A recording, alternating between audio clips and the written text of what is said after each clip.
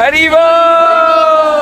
हरे कृष्णा। तो हम सभी भक्तों का स्वागत है। हम पहुंच गए हैं पुरुषोत्तम क्षेत्र श्री जगन्नाथपुरी धाम में। श्री जगन्नाथ भगवान की जय। हम चलेंगे श्री जगन्नाथपुरी धाम के दर्शनों के लिए और उसके बाद में हम चलेंगे श्री मायापुर धाम। हरे कृष्णा। हरे कृष्णा।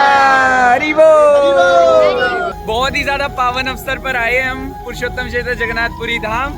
तो आज है प्रभु जी हरि बोल। आज है पाप विमोचनी एकादशी, तो बहुत ही पवित्र दिवस है और भगवान जगन्नाथ जी की कृपा है हमारे ऊपर कि हम पाप मोचनी एकादशी के दिन भगवान जगन्नाथपुरी के दर्शन करेंगे।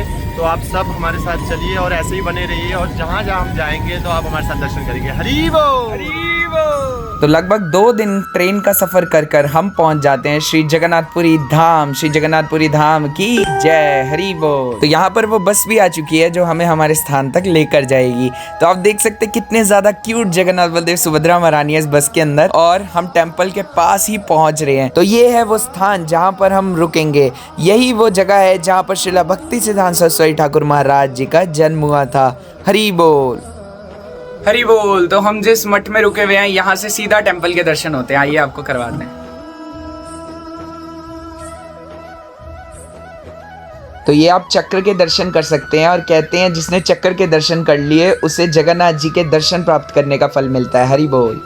तो यदि आप भी हमारे साथ धाम यात्रा पर जाना चाहते हैं तो आप कांटेक्ट कर सकते हैं ब्लिसफुल यात्रास को। हरि बोल। तो इसके बाद हम निकल पड़ते हैं श्रीला हरिदास ठाकुर जी की समाधि स्थान पर। तो ये वही जगह है जहाँ पर स्वयं श्री चैतन्य महाप्रभु ने श्रीला हरिदास ठाकुर जी को समाधि दी थी। तो आप भी इनके दर्शन पा सकते हैं और इनसे प्रार्थना कर सकते हैं कि कृष्ण नाम में हमारी रुचि बढ़े और कृष्ण प्रेम प्राप्त हो। हरि बोल।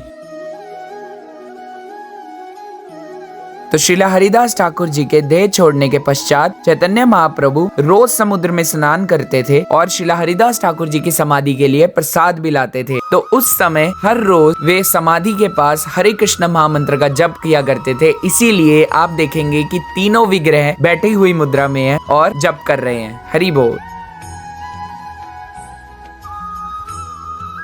तो यहाँ पर सभी ने हरे कृष्ण महामंत्र का जप किया और बहुत ही ज्यादा आनंद आया।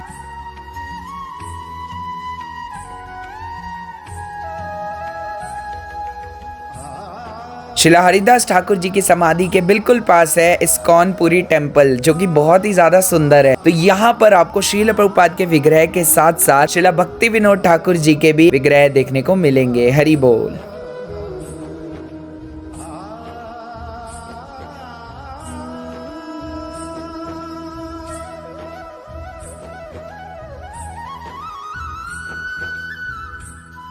तो हरिदास ठाकुर दिन में 3 लाख क्या करते थे? नाम जप करते थे। जो मैं हरे कृष्ण महामंत्र की बात हमने भी किया, चर्चा किया, जो चैतन्य महाप्रभु ने स्वयं किया। इस हरे कृष्ण महामंत्र को हरिदास ठाकुर दिन में कितनी बार जाप करते थे? 3 लाख नाम जप। कितनी माला बनती है?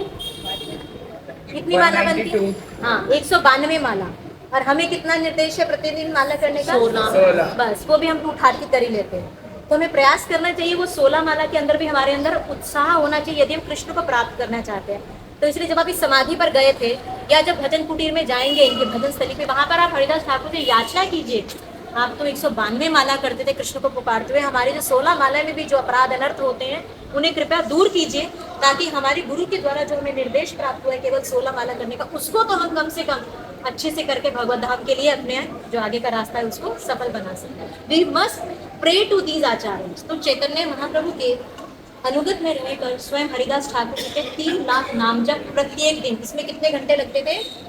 22 घंटा। कितना? 22। तब सोचिए जिन भक्तों को सुबह मैंने बाहर बुलाया कितने घंटे नहाने धोने तैयार होने सोने में लगा।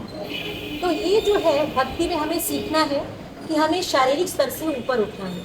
शरीर को तैयार करने में हम थोड़ा एक्टिव हों।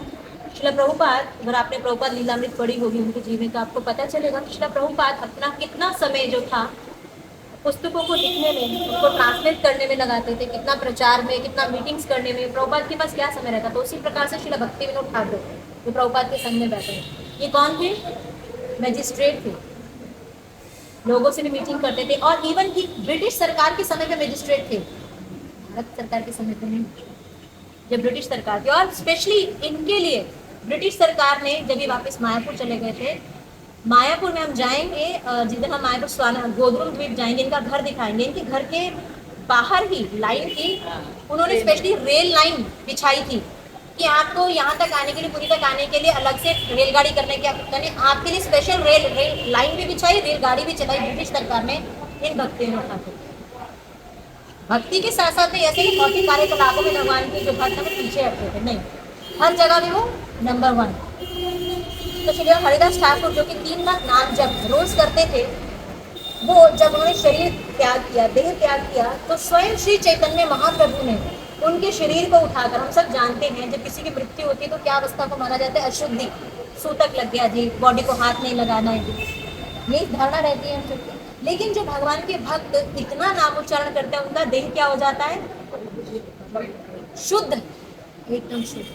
तो श्री चैतन्य महाप्रभु ने उनके मृत शरीर को उठाकर क्या किया था, हरे कृष्णा कृष्णा कृष्णा हरे हरे, हरे राम राम राम हरे हरे। उनके देह को उठाकर खूब कीर्तन किया, खूब नृत्य किया और रो रहे थे महाप्रभु। इसके लिए हरिदास ठाकुर के जाते थे, पृष्ठ करते थे हर समय हरिदास ठाकुर। और जब उनका देह त्याग हुआ, देह त्यागा उन्होंने, तो यही स्थान पे जहाँ हमने भी दर्शन किया है, हरिदास ठाकुर का समाधि मंदिर, समाधि अर्थात उनको वहां पर समाधि दिया। किसने समाधि दिया, स्वयं श्री चैतन्य महाप्रभु, स्वयं भगवान ने भक्त को।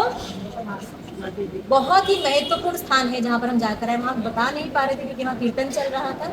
मुझे था कि आप लोगों को भाव कैसे आएगा प्रणाम करने का, बट सॉरी वहाँ बोल नहीं सकते, उनका कीर्तन था, तो इसीलिए था कि चलो यहाँ पर आपको आके पहले कथा बताते हैं, तो इसीलिए सबसे पहले हमने वो स्थान चुना। हरि बोल, शील प्रभुपाद की जय, गौर भक्त वृंद की जय। तो बहुत ही ज़्यादा आनंद आया। तो ये तो जस्ट शुरुआत है, अभी और भी दर्शंस बाकी हैं, तो उसके लिए आप चैनल को सब्सक्राइब कर दीजिए, वीडियो को लाइक कर दीजिए एंड शेयर करना ना भूलें। हरि बोल।